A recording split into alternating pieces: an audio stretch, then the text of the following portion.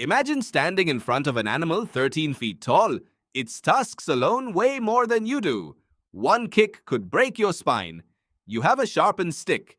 This is the moment you picture when you think about ancient humans hunting mammoths. A lone hunter, a giant beast, a desperate charge. But the real answer is far stranger. You almost never went in alone. You almost never charged. And the mammoth you killed was probably already dying before you ever threw a single spear. 20,000 years ago, your ancestors lived alongside animals that could end their lives in seconds. Mammoths were not slow. They were not clumsy. They were intelligent, social, and deeply protective of their herd. So how did a species without claws, without fangs, without any real physical advantage, manage to bring one down? The answer starts with something you already do every day without thinking about it. You plan. You wait. You use your surroundings instead of your strength. Zoologist Gary Haynes spent decades studying mammoth remains across North America and Siberia. His research found something surprising. Many so-called mammoth kill sites showed almost no evidence of a violent struggle. Instead, they showed something closer to opportunity. Bones clustered near ancient bogs, skeletons found at the base of steep riverbanks, carcasses positioned in places where an animal could get stuck, not places where it would have been chased down in the open. Your ancestors were not hunting the strongest mammoth in the herd. They were hunting the mammoth that nature had already weakened. Think about that for a second. Would you risk your life against a healthy adult in its prime? Or would you wait for the old one, the sick one, the one limping at the back of the group? This is called selective predation, and it shows up again and again in the archaeological record. Young mammoths, elderly mammoths, injured mammoths, animals already vulnerable before a single human ever got close. But vulnerability alone was not enough. You still needed a way to finish the job without dying in the process.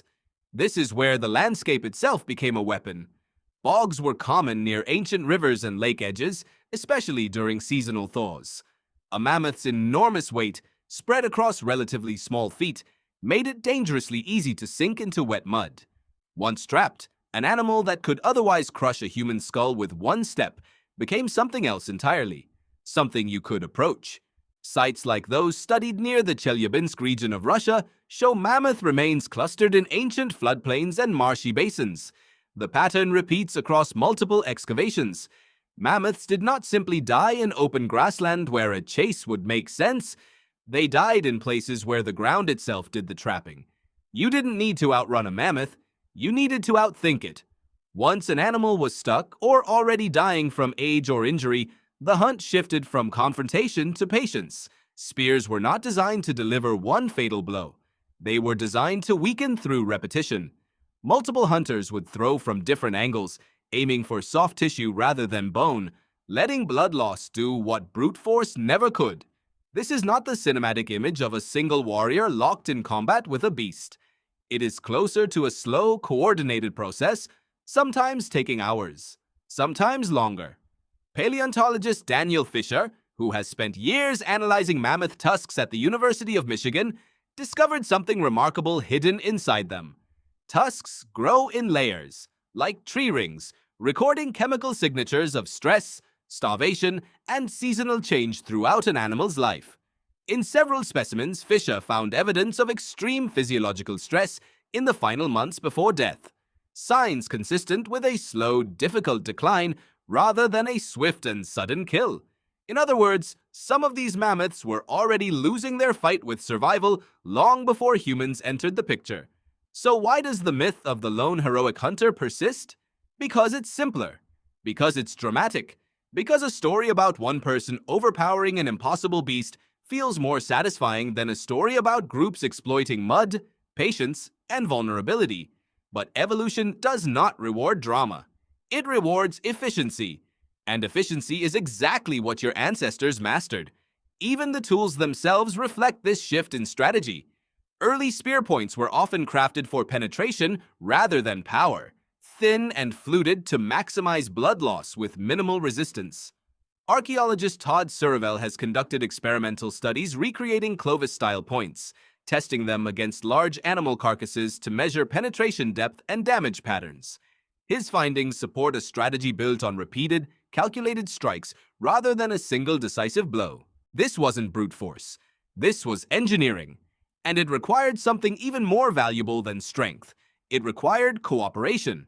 A group of hunters working in coordination could track a herd for days, waiting for the right individual to fall behind. They could drive an already weakened animal toward difficult terrain instead of open ground. They could take turns, conserve energy, and share the outcome once the hunt was finished. This cooperative structure did more than bring down a single mammoth. It shaped the earliest foundations of human social behavior: trust, division of labor, delayed reward, the willingness to work toward a goal that no single person could achieve alone. Sound familiar? You still do this today. At work, in relationships, in every group project you've ever complained about and then somehow finished anyway. The instinct to coordinate rather than confront, to wait rather than rush, to use your environment instead of fighting against it, did not disappear when the last mammoth died. It became one of the defining traits of your species.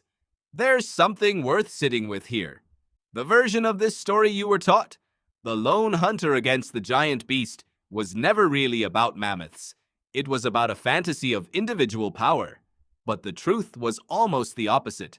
Survival depended on patience, on reading weakness before striking, on understanding that the environment could do more damage than any spear. Some researchers even argue that overhunting, combined with climate shifts at the end of the last ice age, contributed to the eventual extinction of mammoths across most of their range, not through dramatic slaughter, but through slow, sustained pressure on populations already struggling to adapt. A quiet ending, not a cinematic one. Maybe that's the part that's hardest to accept. Even something as massive and powerful as a mammoth could be undone not by force, but by patience applied consistently over time. You still carry that same instinct, whether you notice it or not. Every time you wait for the right moment instead of rushing in. Every time you let a difficult situation weaken on its own before you act. Every time you choose strategy over strength. That instinct is thousands of years old, and it did not come from overpowering the impossible. It came from something quieter. Watching, waiting, using what the world already gave you.